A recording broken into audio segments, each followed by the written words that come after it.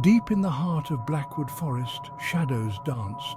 Sunbeams, rare and fleeting, struggled to pierce the ancient canopy. The air, heavy with the scent of damp earth and pine needles, held secrets whispered on the wind. Legends spoke of a witch who once roamed these woods. She was said to be a guardian of the forest. This Halloween, young Thomas dared to venture to the forest's edge. Something rustled. Thomas froze, every sense alert. The Witch of Blackwood, shrouded in mystery, roamed the forest. She had lived here for centuries, unseen yet ever present. The forest floor muffled her movements, a silent guardian of her secrets. The air grew colder, the silence deeper as she watched intruders. She often lingered by the ancient oak, its massive trunk a witness to her solitude. Beneath the oak lay a hollow, her refuge dark as pitch. Her eyes, glowing with an eerie green light, flickered in the darkness. A low growl echoed. The witch was real and her presence undeniable. A figure began to emerge from the hollow. Tall and skeletal, draped in tattered robes, she moved with an unnatural grace. Her eyes, burning like embers, held stories of ancient sorrows.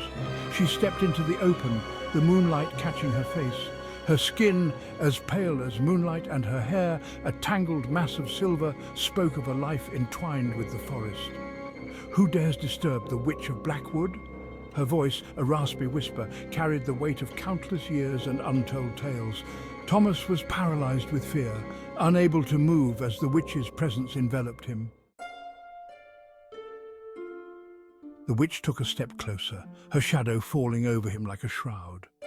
Thomas squeezed his eyes shut, bracing himself. Instead of pain, he felt a gentle hand on his shoulder. He opened his eyes. The witch looked at him with deep sadness. "I am not the monster the stories portray," she whispered. "I was once like you, young and full of life." She told him of love, loss, and solitude. Thomas saw a lonely, misunderstood woman. The witch, once a revered guardian of the forest, pulled out a small wooden bird, its feathers intricately carved. "Take this," she said. "It is a charm against the darkness, a token of my protection. Remember, not all monsters are evil. My tale is one of sacrifice and duty." She faded into the shadows, leaving Thomas alone beneath the ancient oak, the wooden bird clutched tightly in his hand. The Witch of Blackwood was once a healer, misunderstood by the villagers who feared her gifts. The villagers never believed her intentions were pure, and their fear turned to hatred. The legend of the Witch of Blackwood lived on, a tale of caution and mystery whispered around campfires.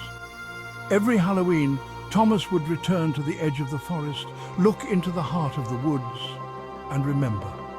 The wind rustled the leaves, and for a moment he could have sworn he heard a faint whisper.